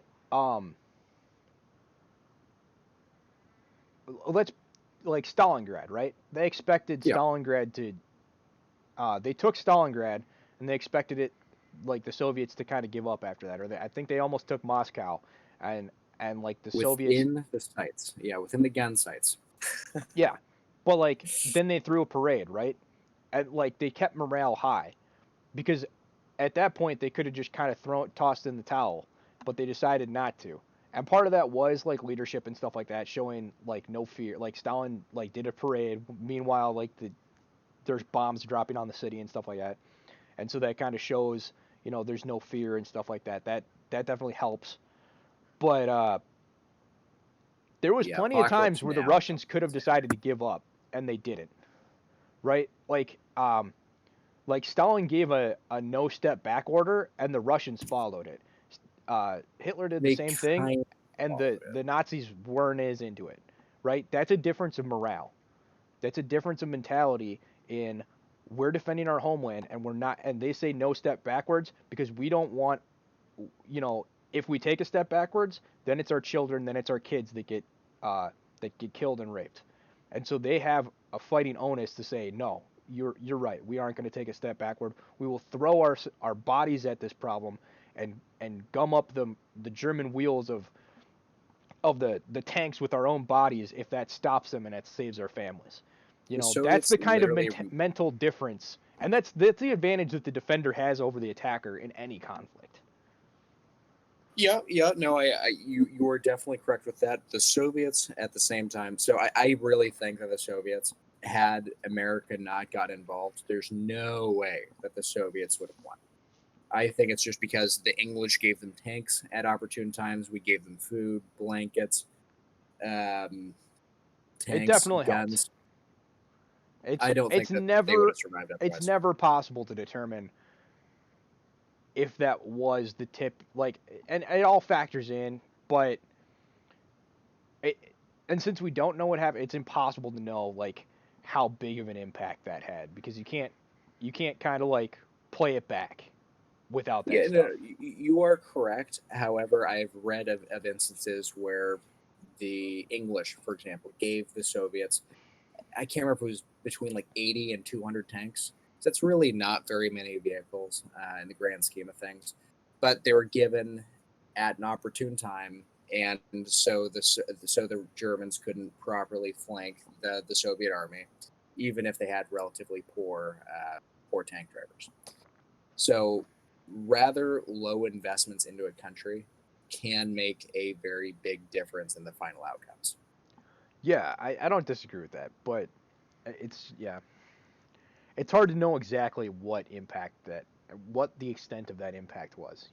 It's like, all right, they get sent some tanks, or I think America sent a lot of locomotive type, a bunch of rail cars. Dodge pickups, rail cars, things like that. Basically all the infrastructure stuff. But the matter of the fact is, those things could have been promised to the Soviets before they decided to put all their production into tanks, right? So they're like, all right, we don't need to produce tanks because we're getting all these shipments from America. Or we don't need to produce rail cars because we're getting a huge shipment of rail cars from America. So let's just focus. Let's do one thing really, really well. Let's just crank out arms like crazy. America will take care of that stuff. We'll be good. You know, and you don't know if that thing would have been taken into account had it been like, all right, America's not gonna fund us. All right, we got tanks galore, but we don't have any rail cars to transport them. All right, we're gonna have to ramp up our rail car production. And the Yeah, Soviets yeah. did do things. There were certain production things that they were able to turn around very quickly. So I mean, like one of their anti-tank rifles, they designed it, and it was very basic, but they were still able to design it and start producing it, and had it in the field within a month, which is insane. I actually don't know if it's all that insane. Like guns are actually a lot more simple than you think they are. It's really just a small internal combustion engine, and not even that if it's a single shot. I but no no no, but get And if you already have cartridges designed for it, I just don't think it's that difficult. to do the entire design process, get all the tooling set up, It and depends start on what you're production, making. and then get those finished products to the field in a month's time is insane. Well, I'm not entirely sure what you're referring to, but It's I know basically a that tube, but it was yeah, on yeah, but Forgotten Weapons. You did it a couple years back, but it was very cool. yeah, but they also used tank turrets, right? So when they didn't have finished tanks, I think it was like mostly in Stalingrad. But they would just take finished tank turrets and they would mount them and they would use them as anti-tank guns, right? And we Yeah, could I say mean the that this Germans is a did the tank same gun Model thing. 1. Yeah, everyone did. Everyone did. When they needed to, when they were desperate, which was pretty much just the Germans and the Russians. But yeah, anyway, no, it might be very impressive. I guess I would just need to see it first. But in general, designing something in a month and getting it produced is pretty damn impressive. Yeah, like just think about like when we worked at Steffes, like how long it took to just get parts in and make sure that production was ready, and then getting all the documentation set up and making sure the drawings were correct and all this stuff, making sure that the final product actually works. All that done in a month. That is insane, dude. Necessity is the mother of invention. Yeah, obviously. But yeah, it was even it's a pretty basic gun. I get it, but like holy moly, that it's still impressive. I am still impressed. Yeah, sure, sure. All right. So with ancient war being talked about, do you think that the craziness in the world, mostly between China and Taiwan, do you think that will progress into some sort of hot war here fairly soon? Well, interesting you bring that up. So, Bill Linz just did a article, or not an article, well, I guess it is an article, but a blog post on his thing about so China and India had like a border skirmish, Yes, they did. and they specifically fought with like rocks and clubs, which I find hilarious. I don't really understand it.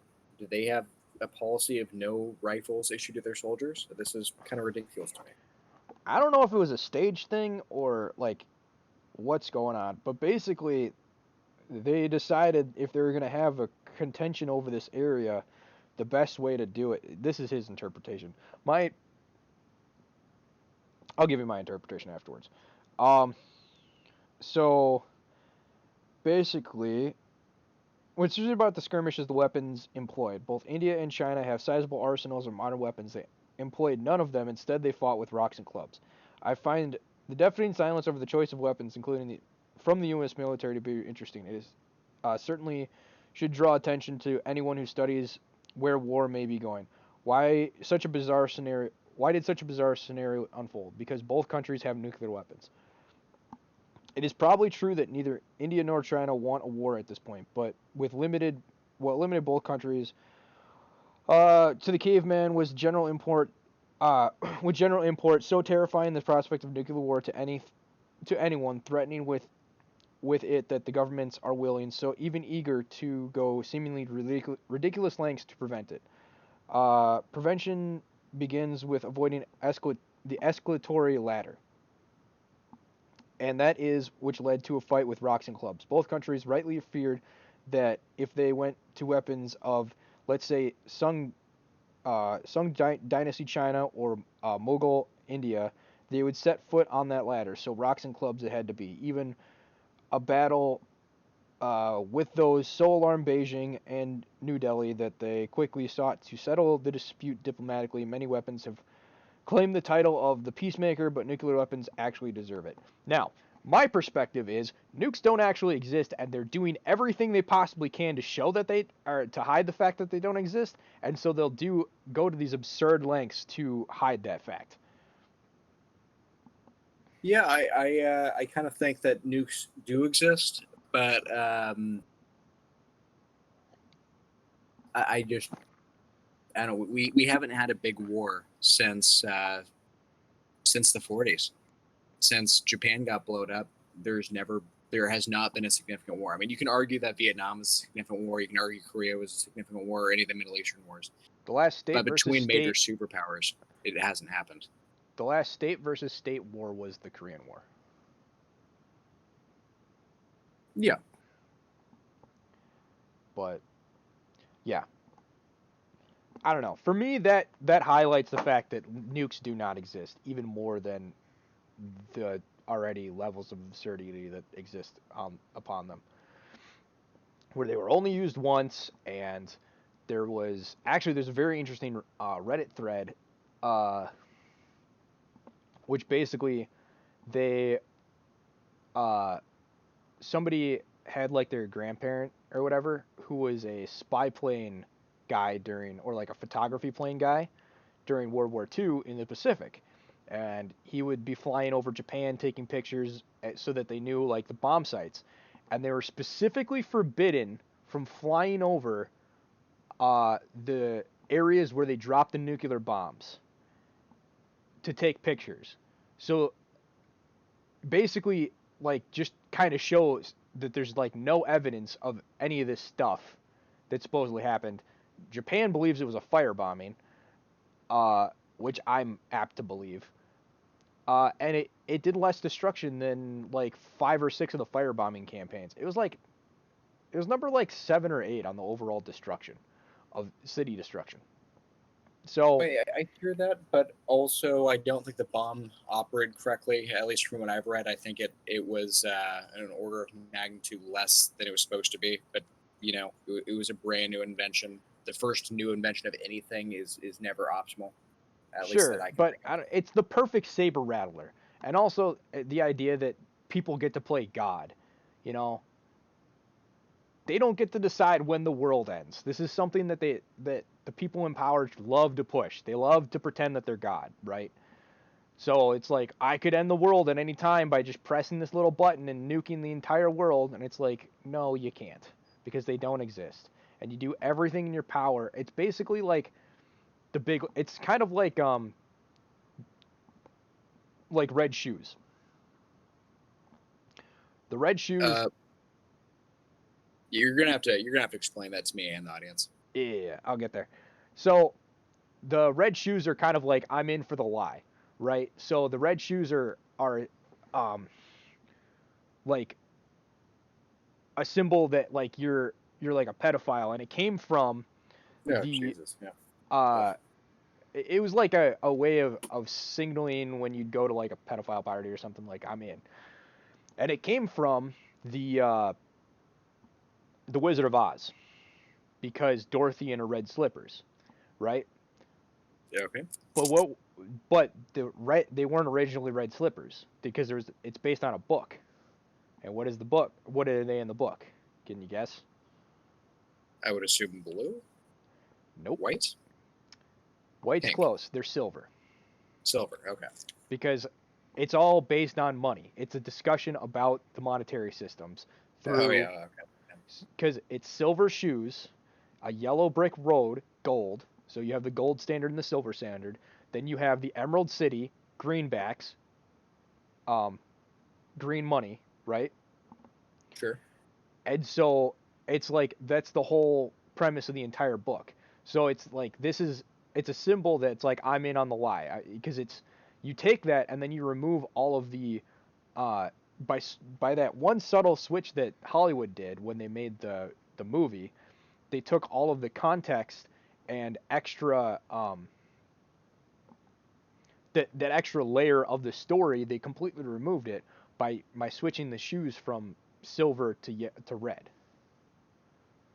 Right? Because it's like, was there a ruby-based economy anywhere? No, of course not. So you you remove that entire explanation and contextual thing, and you got to remember when the book was written, which was in the 1800s, and there was a big argument going on at the time between do we do a silver-backed economy, do we do a dual silver-gold economy, do we do just a gold economy, do we do a greenback economy, just a pure fiat money, and to a certain extent, that debate still rages today. Um, in smaller circles, but it was a common parlance or a discussion more common to people at the time. Yeah. Yeah. No, I'm well aware of that. So nukes are kind of the same thing. It's like, oh, we have nukes, so it's like, all right, well now we can't go to war with. It's basically we're in on the lie for the on the national lie, and you can't go to war with us now because if you do, eventually someone's going to ask the questions why no one's nuking each other. And so it's like, it's a lie that creates a protective bubble, and it's very useful for countries like North Korea. It's like we have nukes. And it's like, all right, well we can't invade you now because if we do create the onus for you to use nukes, and you would definitely use nukes, and you don't have them, it shows the rest of the world that maybe something's going on. And it's also a way to control energy because nuclear power plants are very fuel efficient. I don't see why that's a way to control energy. I've always thought that if we have some sort of crazy invention like a nuclear power plant, um, where we can produce energy at a very cheap rate and have it be very safe, and we would need to find out something to do with the waste, of course, then we should go for it. We should get away from fossil fuels as much as possible. Maybe we'll make electric vehicles more practical. Maybe we'll make the air a lot cleaner, all that great stuff. I think the big waste product from nuclear power plants is the steam that comes off of them. But that steam is So not water? necessarily radioactive. Yeah. So the waste product is water, which is not really an issue. Yeah, and you don't think we shoot enough bullets to get rid of all that extra uranium? Hmm. If we so Depleted uranium? depleted uranium rounds, we use them all the time because they're very We do. effective. They're very heavy. They're the densest thing on the planet, practically. Yeah. So all of a sudden, it's not really a radioactive problem when you were handling those things But it is, because we though. just shoot them There's around. a We lot. carry There them are around. articles. Were you telling me that we coat those things in lead? Maybe we do, but I doubt it's enough to prevent the radiation from slipping through like they claim. So why don't Well, all of our soldiers have radiation poisoning? a lot of them do. And the also like So like for example, for most of our soldiers are issued their M16 or their 9mm pistols. These guns, as far as I know, never have any depleted uranium. I think the depleted uranium is used for either tank rounds or something like the A-10 Warthog. yeah, it's like tank rounds, artillery, like yeah. It's big guns, not human operated firearms, or at least human shoulder Humans still operated load those firearms. things. Yes, they do. But I have read articles where people are getting radiation sickness from these.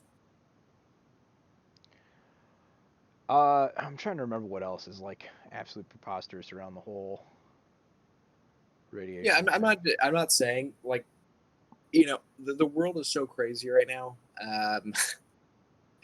that hey, Oklahoma is now half of it's been given away.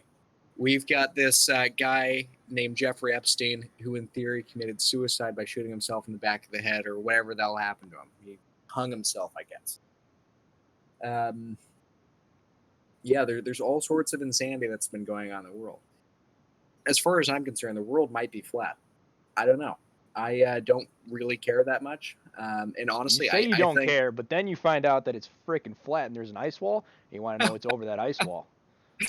I want to know I what the mean, fuck's over that ice wall. hey, maybe, but I just, I kind of just want to Need to get a build wife, myself an have a airship. family, and have a good life. And hey, I might never go to New Guinea, or I might never go to Mexico or Canada or I don't know, China. I think I labeled all the continents now, or Australia.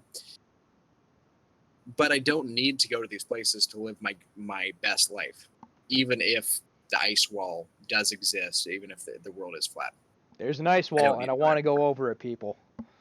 Well, I mean, more power to you. It's just not on my prerogative. I need to build a Hindenburg, except one that doesn't explode. That was another false flag. Germans What? don't make a mistake like that. They filled it full of hydrogen. Hydrogen is They were horribly all full of hydrogen flammable. forever, and then none of them exploded until that one. They Honestly, I were used wouldn't even be throughout all shocked of World anymore. War II and shot this shit, and none of them exploded. Or no, did I say World War II? World War I One. Yeah, I'm pretty sure World War One, Big and old I think you'd have Zeppelins. to have bullets really aren't that. I don't think bullets make things explode in general. I think you could shoot a propane tank, for example, and propane is flammable, obviously, and they generally will not go up in flames. Exactly my point. So how did this thing explode? Maybe someone was smoking a cigarette, man. Bad public awareness back then. Plus, I mean, they had like steel frames. Like a bullet could have hit that thing and caused a spark. I don't think that Zeppelins were used very often. I think there was within the tens of Zeppelins made. I think they were used pretty extensively because they're great reconnaissance. It's a giant balloon. I always thought it was just a fundamentally flawed idea, but maybe I'm wrong. Well, yeah, but like the balloon can go to higher altitudes than the planes could, or at least like anti-aircraft fire could reach. I think the planes could probably still reach them. 11 Zeppelins took off from so 11 Zeppelins took off from their North German bases on a bombing raid against Britain. Among them was L-31. Yeah, trying to find out how many Zeppelins there were.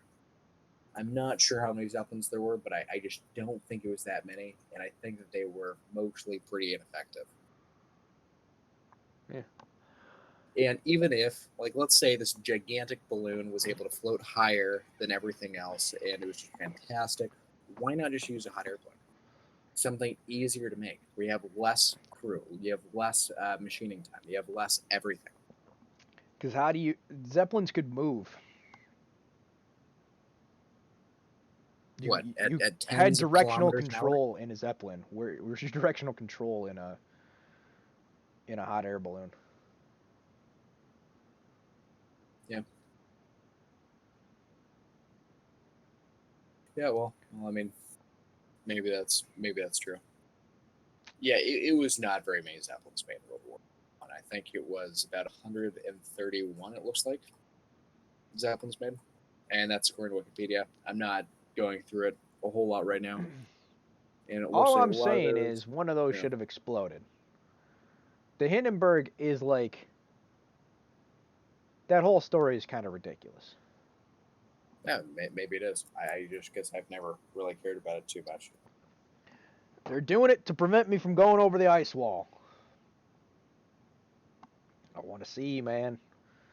I want to see. Apparently there were. Yeah, there were a couple of them that exploded. I just sure effed it, and yeah. So anyway, side point: some of them did explode. All right, Now you fine. know. Anyway, so yeah, we live in a crazy world. Yeah, but I don't think you ever answered the question though. Do you think China will invade Taiwan shortly? Um, By shortly, I mean within the next 10 years, within the next maybe decade. I would say within 20 years, for sure. But what would be their strategic gain from invading Taiwan? Like, Um, we could go invade Mexico tomorrow. We could capture Mexico. But what would be the point? there is no point. But Taiwan, they're Chinese. That's why it matters. And China wants to control all. It wants Chinese hegemony. They don't want. So it's like think of it as the British colonies in America, right? So, or not America, Britain and the British colonies. So like the people that were over here were British for the most part, and so when they separated, they weren't the British weren't like, oh, well, they're a different nation now, so we're not gonna. They're like, no, you're still freaking British, and they wanted us under their control. So that's how the Chinese view it. They're like, no, you're still Chinese, you're just in rebellion. But So you're it's, just saying that this is some sort of tribal oppression, then, effectively. I guess, if that's how you want to see it, yes. Well, I mean, could you think of a better, concise way of explaining it? Tribal. They want tribal hegemony. Okay. All Chinese should be under the leadership of a Chinese government. And it's probably not going to last based on some of like their immigration stuff they've been doing. Um, but we'll see. Yeah. So according to Wikipedia, so I'm gonna try to find a little bit of a better source here, or ChinaDiscovery.com. There are 55, maybe it's 56 ethnic groups of China, and 55 of those groups are minority. One of them is the dominant group, which is called the Han group. I Yeah, the hope I'm Han pronouncing that Chinese. correctly. Basically, Taiwan is Han Chinese, Okay, and okay, Han yeah, Chinese make up like 95% of the demographic or something like that. okay. So, And yeah, I'm I not. don't know. I'm talking in China, not Taiwan. Taiwan, it's probably about the same China, Taiwan, but I'm not sure about Taiwan. Okay, well, if it is that dominant, then I guess my point isn't going to make a very good impact on what I want to say. But you know how most of the Western countries are pretty different. For example, the Russians are very different from the Germans, which are very different from the Saxons, which are very different from the Gauls, which are very different from the Italians or the Romans Yes. or whoever. Um, yeah, just because they have some similar characteristics doesn't mean that they're exactly the same. I don't know, Yeah. There's. tribe of people. Yeah. There are some smaller tribes within China. For the most part, not the case.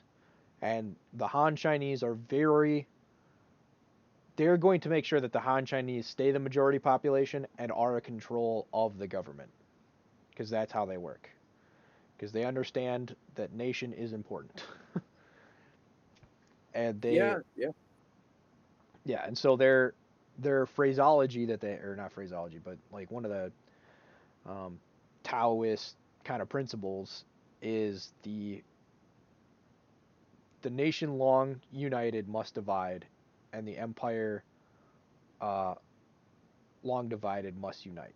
So once Western and specifically the United States global hegemony collapses, which is going to happen within the next 20 years, um, that's when China will make its move. They could make it before then. I rather doubt it. They're going to make it when no one is going to be, when Taiwan doesn't have anyone to back them up. And then it will be very easy for them to come in and assert their authority. And it's just going to be an easy layup. There's no, and because China thinks on a much longer time scale, because they don't have like elections every 4 years, and because that's kind of how their current leader, Xi Jinping, thinks, um, I would be surprised if they want to get. I'm not even sure if they necessarily want Taiwan, but I'm pretty sure they do. If they want Taiwan to be a part of China, they're just going to wait till the United States collapses because it's the easiest and safest move. And there's the only reason I can think of that China would want to get into a war with the United States is because they want to kill off a large percentage of their male population because they have because of the one child policy that they have way too many males and not enough females. So they could use it to eliminate. Here's the problem: doing a war like that could be dysgenic, but basically they could eliminate a certain chunk of their population, and the ones that survive are the ones that get to breed. Now the problem is the people that you kill aren't going to be your weakest and the people that get killed in the war aren't going to be like the weak people that you want to get rid of. They're going to be your strongest, bravest, most courageous people. I So you don't think probably you know don't that want to do that. for certain. No, like for example, IQ was a English invention. In World War One, they would give soldiers a test to find out who was going to stay behind in artillery and who was going to go to the front lines get blown up. So the Chinese could do the same thing. I'm sure they could do Yeah, it much the better Chinese than would the English probably could do do it something 100 like years ago. that. I don't see why they wouldn't. Yeah, no, they probably do. But but here's the thing. What I'm saying is those even if those frontline people aren't the most intelligent, the people that are doing like taking risks and being brave and stuff like that. Now maybe those people are potentially future agitators and are going to be the ones that are like leading rebellions against your government. So maybe they are good to get rid of.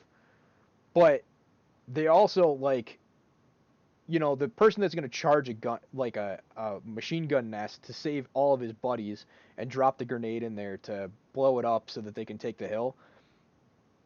Like, you want that guy having kids. But the problem is, someone that takes those kind of risks almost Isn't gonna assuredly have kids. dies. Yeah, no, of course.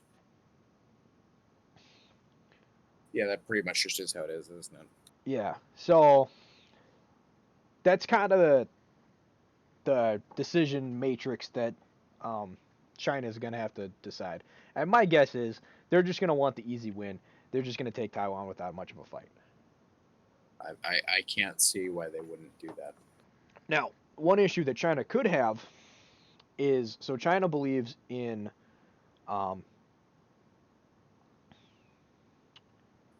like it wants the Han Chinese to stay Han Chinese, right? The problem is you have a lot of males who aren't going to have families, and that could lead to a demographic issue. And one way that could get solved is you could find foreign brides, which would then undermine the Han Chinese demographic, because you would be introducing foreign um, a foreign genetic makeup into the Han Chinese population, which doesn't seem like a good option. But that's another thing that's like either you're gonna have to have like you're gonna decide, all right, all the losers of society just actually that is the best way to play this out. Yeah, so the best way to play it out is all the losers of society are just going to be losers. They're not going to have children, and so you're going to have a massive die-off of a bunch of families where the one child that they had that was supposed to carry on the family name, decided to sit in his basement and whack off all day, and therefore failed to reproduce. And so all of your weakest people are going to just get eliminated, and then all your strongest people are just still going to be around. That's probably how they're going to play it, and it's going to end pretty damn well for them. Yeah, I think that is very likely. I want to point out that Taiwan also has a population, according to Wikipedia from 2018. They have a population of roughly 24 million. So they actually do not have a very large country. It's a lot smaller than you'd think it would be. Well, it's a tiny little island. I'm not surprised it's not that much bigger than that. And Japan's not too big either, but Japan has quite the population. Yeah. I think their population's roughly about what was back in World War II, actually. Yeah, no. Before a has. bunch of people died. Yeah, no. I kind of am curious, like if things were going to go absolutely haywire, and it was the Taiwanese and the Japanese and the Americans and whatever other countries, versus the Chinese. I don't know how it would work, but I think it would. I don't know. I think video games will be made out of it in the next 80 years, assuming there's still a world to be had. Yeah. Yeah, we're living in an interesting time. We'll see. There's definitely going to be some major conflicts coming up this century. That's happening because it's been too long with peace, and the nature of humanity is um, Constant state of conflict. not a constant state of conflict. In a certain extent, Man's yes. But natural state is conflict and war, let's say. yeah, but it's like it's kind of like the same thing of the Chinese proverb, just with war. It's um, uh, when peace when peace has been had for too long, we desire conflict, and when conflict has been had for too long, we desire peace. It's like this weird dichotomy that a nature of man kind of thing, where it's we always want the opposite of what we have. Yeah, yin and yang. Yeah, I think that is borderline self-evident. All right, so one sec. Let's try to wrap it up here pretty soon. Do you want to give the Barren Metal book review, or do you want to do that next time? Let's just do that next time. I think we've already been going for like 2.5 hours. Let me check. Yeah, about that. 2.25. Yeah. So. Um. So yeah. Maybe I could give it real quick. Yeah. So Yeah, this week I finished up Barren Metal. Really good book. Highly recommend it by E. Michael Jones. It's a long book. But don't let that discourage you. It's really it reads really well. And so I found it really easy to read. Now I am pretty well versed. It's about economics. I'm pretty well versed in economics, but it gave me a lot of perspective that I went into it hoping to get something out of it, and I got something else out of it, which was just as valuable. So the full title is Barren Metal: A History of Capitalism as the Conflict Between Labor and Usury, and it really gives a lot of perspectives on. It's not just like an economics history. It also goes into the history of philosophical thought on economics and stuff like that, and so you kind of get a better understanding of where some of the themes and economic principles come from, and why it helps you understand why you might have certain outlooks and perspectives and think particular ways, and it can help you develop new ideas and new modes and means of thinking. So I thought it was very useful in that regard. Highly recommend it. It will take you a while to read. It is 1,375 pages. But there are at the end of each chapter, there's like a couple pages of endnotes. So it's a little bit less than that. It probably actually is about 1,300 pages. But do recommend it for anyone that is looking for a book to read. It'll keep you busy for a while. And yeah, so and we can get into the economic issues inside of it if we want to someday, but that's for another podcast. So that is my kind of synopsis of the book. Yeah, just real quick on that. So if anyone's interested in that, so would you say that the book had an overall political message, like capitalism good, Marxism good, libertarianism good, liberalism good, or what was the overall political message of the I book? think the overall political message was all those systems suck, and we need to come up with a new system. Okay. It covers a massive chunk of history. So it goes from when does it start? Like 13 or 1400. So it starts in like 1400 in Italy and goes all the way to the crash of 2008 in the United States. Well, kind of across the world, but mainly in the United States. That's the chunk of history that it covers. And also something that was very useful in this book. Oh shit. Is it gave context to certain periods in time that I didn't know about previously. So I read The Prince a while back, and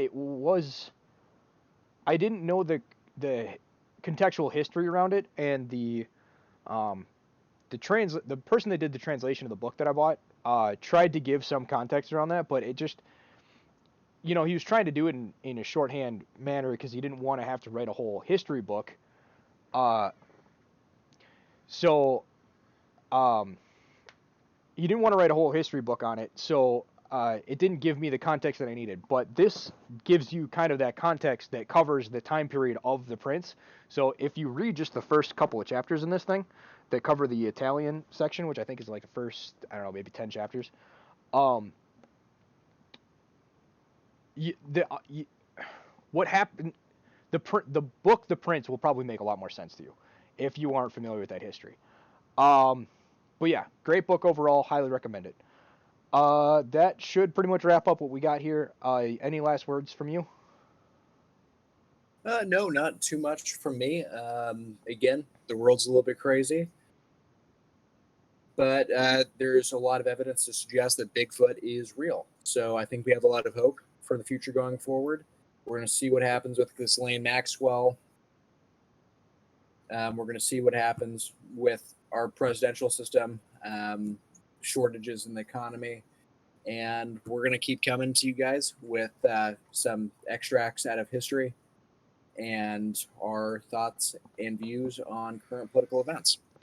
Yeah, so I don't think we actually got to the shortages. So maybe that'll be something we'll get into next time, hopefully. And yeah, it was a really fun discussion. I got to talk more on philosophy in this one than in previous ones, so that was fun.